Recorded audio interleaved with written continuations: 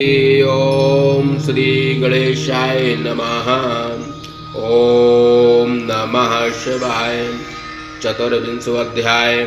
ब्रह्मा तथा विष्णु के आग्रह से शिव का पार्वती के साथ विवाह की स्वीकृति। देवगणों ने कहा, काम को नष्ट करने वाले रुद्र देवता को हमारा नमस्कार है। स्तुति के योग्य अत्यंत तेजस्वी तथा त्रिनेत्र सदाशिव को हमारा नमस्कार है। शिपी व्यस्त भीम एवं मीमाक्ष को हमारा नमस्कार है।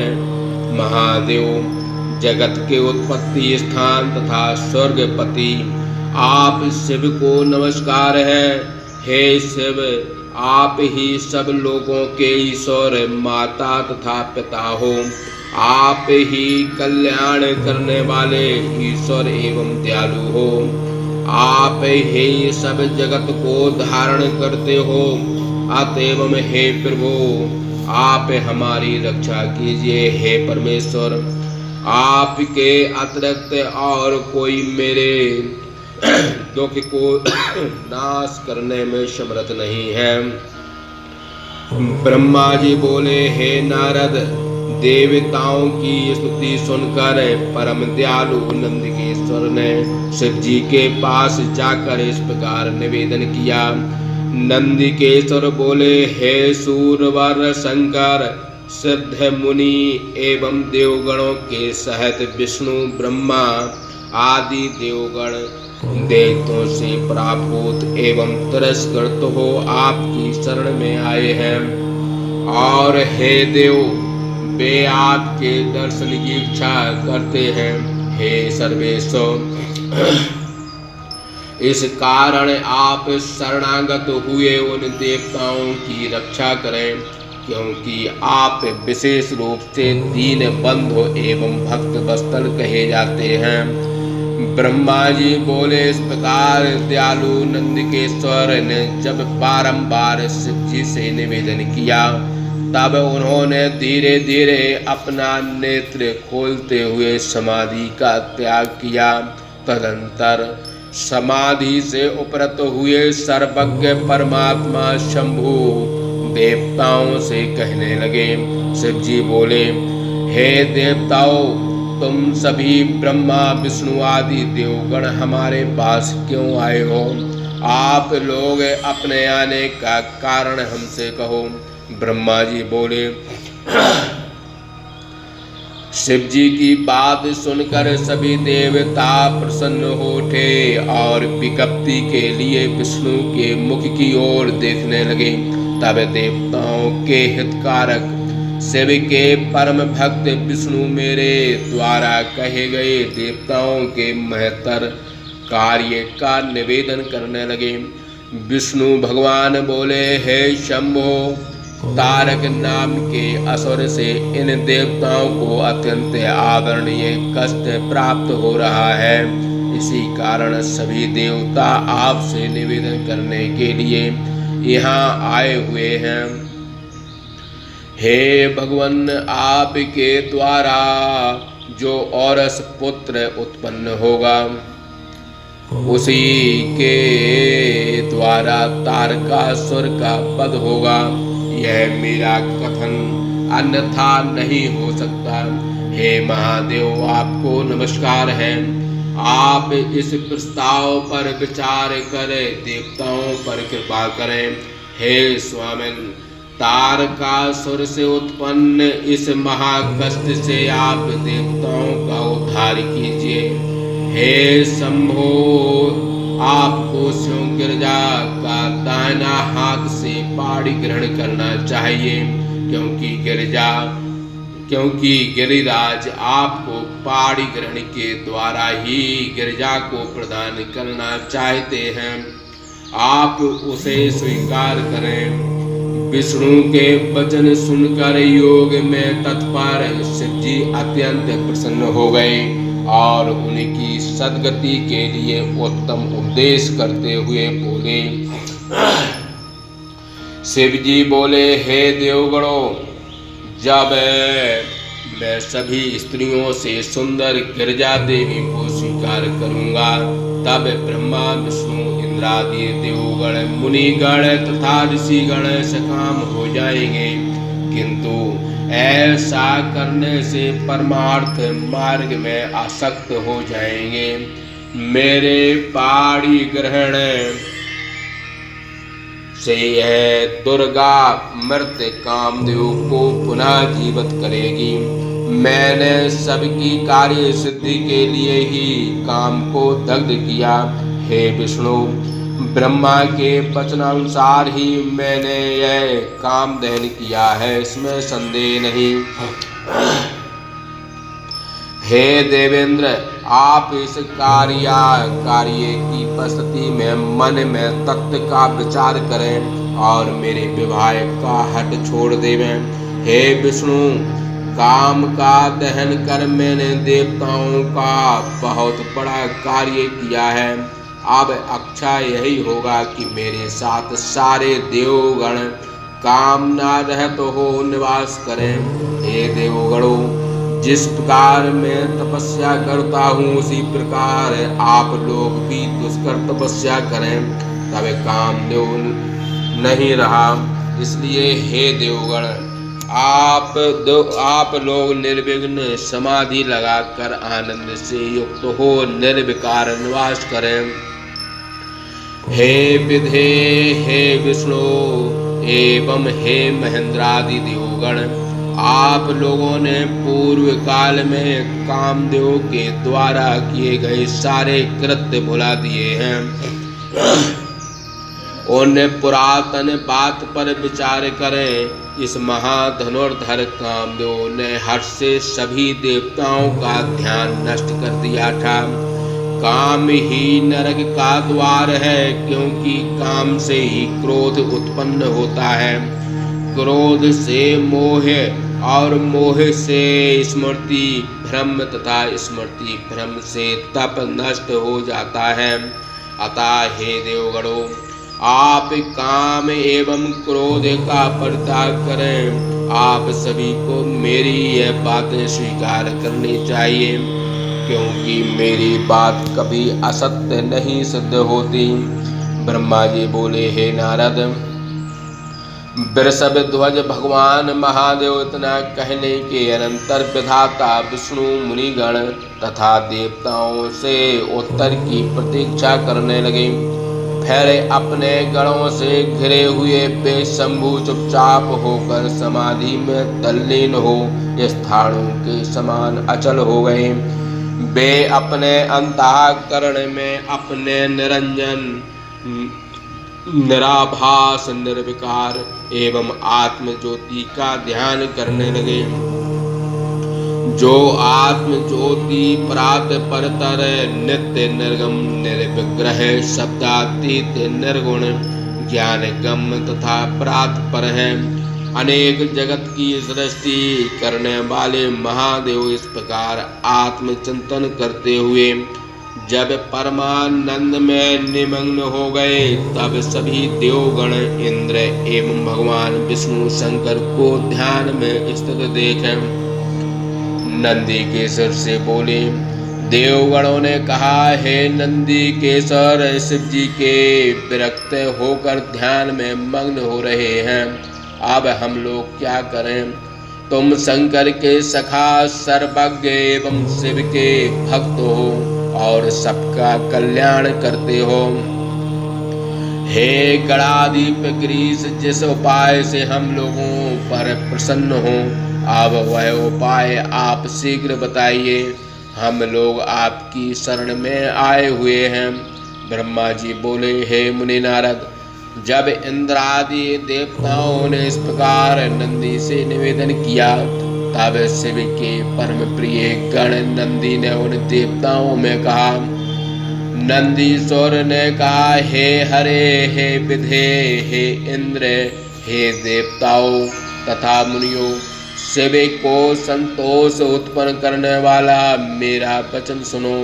यदि आप लोगों का ऐसा हट ही है कि शिव जी तार परिग्रह करें, तो अत्यंत दीन होकर आप लोग आदर से शिव की स्तुति करें। हे देवगणों, महादेव भक्ति द्वारा ही बस में होती है और साधारण उपायों से वे वशीभूत नहीं होते।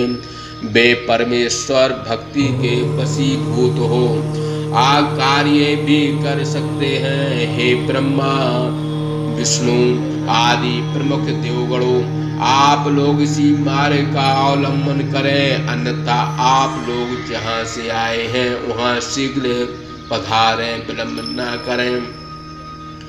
ब्रह्मा जी बोले। नंदीश्वर की बात सुनकर विष्णु आदि देवगणों ने तथास्तु कहा और भगवान शंकर की स्तुति करने लगे। हे देवों के देव, हे महादेव, हे करुणा सागर, हे प्रभु, इस महाकलेश से हमारा उद्धार करो। हम आपके शरणागत हैं, अतः आप हम लोगों की रक्षा करें। ब्रह्मा जी बोले। इस प्रकार अत्यंत दीन हो देवताओं ने शिव की स्तुति की और प्रेम से व्याकुल मन हो रोने लगे। मैंने तथा विष्णु ने बड़ी दीनता से शिव का स्मरण करते हुए भक्ति पूर्वक इस प्रकार निवेदन किया। तब भक्त वत्सल भगवान सदा शिव ध्यान से उपरत हुए और प्रसन्न होकर विष्णु आदि देवताओं को हर्षित करते हुए एवं करुणा भरी दृष्टि से देखते हुए भक्त वत्सल शंकर बोले।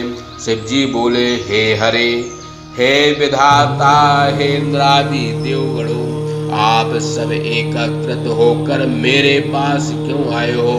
मुझसे सच सच कहो।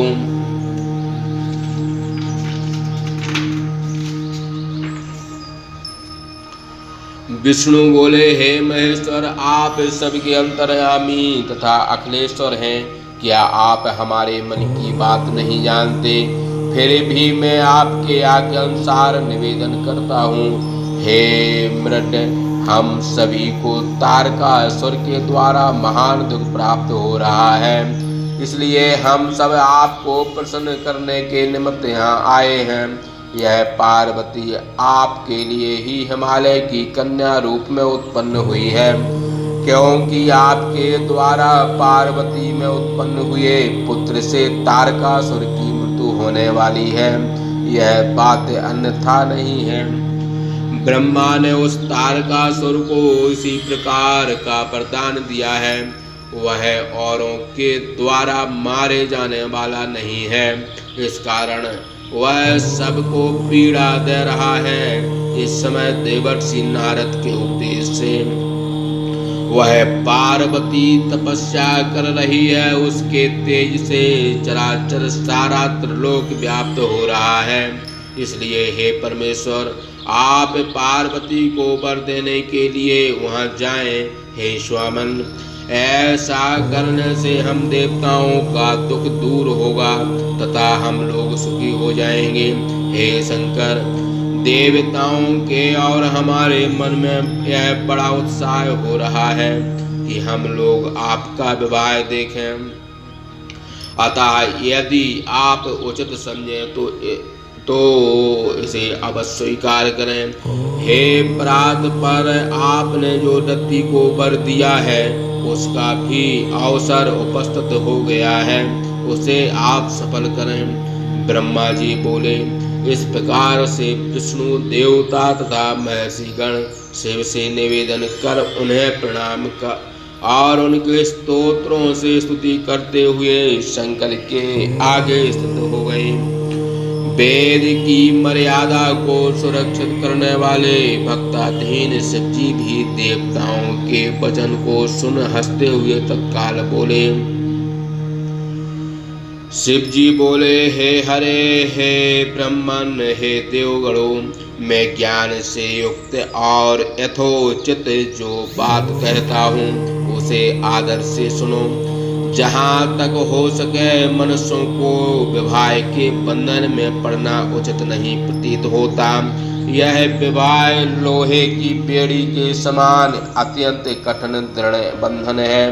ऐसे तो संसार में बहुत से कुसंग हैं, किंतु उन कुसंगों में स्त्री संग विशेष दुखदायी है, क्योंकि मनुष्य और सब बंधनों से छूट सकता है, किंतु स्त्री संग रूपी बंधन से उसका कभी छुटकारा नहीं होता। लोहे तथा लकड़ी के पासों में दृढ़ता पूर्वक बंधा हुआ पुरुष उससे छुटकारा पा सकता है, किंतु स्त्री बंधन से पुरुष का छुटकारा पाना असंभव है। इस स्त्री संग रूपी महाबंधन से विषय निरंतर बढ़ते रहते हैं। जब मन विषयों से आक्रांत हो जाता है तो उसके लिए मोक्ष पाना स्वप्न से भी दुर्लभ हो जाता है। यदि बुद्धिमान पुरुष चाहे तो विषयों को भली प्रकार से छोड़ देवे। जिन विषयों के प्रभाव से प्राणी मारा जाता है वे विषय विष के समान हैं। मुमुक्षु पुरुष विषयी पुरुषों के साथ वार्ता करने मात्र से ही क्षण भर में पतित हो जाता है। हे देवगणों, आचार्यों ने विषय वासना को मिश्री मिली हुई बारुणी के समान कहा है। यद्यपि मैं इन बातों को अच्छी तरह जानता हूँ तो भी आप लोगों की प्रार्थना सफल करूँगा। तीनों लोकों में मेरी प्रसिद्धि है कि मैं भक्तों के बस में से होने से सभी प्रकार के उचित अनुचित कार्य करता हूँ। काम रूप देश के राजा की प्रतिज्ञा मैंने सफल की। भैम के बंधन में पड़े हुए सुदक्षिण राजा का प्रण मैंने पूरा किया। गौतम को मैंने कलेश दिया। मैं त्र्यंबकात्मा सबको सुख देने वाला हूँ और जो भक्तों को दुख देते हैं उन दुष्टों को विशेष रूप से कष्ट तथा शाप प्रदान करता हूँ। मैंने अपनी भक्त वत्सलता का भाव प्रकट करने के लिए ही विस्मान किया था। हे देवताओं, मैं बहुत क्या कहूँ। मैंने इतन से सदैव ही तुम लोगों के कष्टों को दूर किया है। मैंने भक्तों के लिए बहुत बार अनेक कष्ट उठाया है। मैंने विश्वानर मुनि के घर गृहपति के रूप में जन्म लेकर उनके दुख को दूर किया है। हे हरे, हे ब्रह्मन, बहुत कहने से क्या मैं सत्य कहता हूँ और मेरी जो प्रतिज्ञा है उसे भी आप लोग अच्छी तरह जानते हो। जब कभी मेरे भक्त पर किसी प्रकार की विपत्ति आती है तो मैं उसी समय अपने भक्तों की उन विपत्तियों को तत्क्षण दूर करता हूँ। इस समय तारकासुर के द्वारा जो विपत्ति आप लोगों पर आई हुई है उसे भी मैं जानता हूँ। उस दुख को भी मैं दूर करूँगा, यह सत्य सत्य कहता हूँ। यद्यपि मेरी विहार करने की रंच मात्र भी इच्छा नहीं है तो भी आप लोगों के लिए पुत्र उत्पन्न करने हेतु गिरजा से विवाह करूँगा। हे देवगणों, अब आप लोग इस समय निर्भय होकर अपने अपने घरों को जाइए। मैं आप लोगों का सब कार्य सिद्ध करूँगा, इसमें विशेष विचार की आवश्यकता नहीं। ब्रह्मा जी बोले, हे नारद, देवताओं से ऐसा कहकर भगवान शंकर पुनः मौन होकर समाधिस्थ हो गए और विष्णु आदि समस्त देवगण अपने अपने स्थान को चले गए। इस प्रकार सिद्धति भाषा टीका सदस्य महापुराण के अंतर्गत द्वितीयोरुद्र संहिता के तृतीय पार्वती खंड में पार्वती विवाह स्वीकार प्रणन नामक 24वां अध्याय समाप्त। बोलिए शंकर भगवान की जय।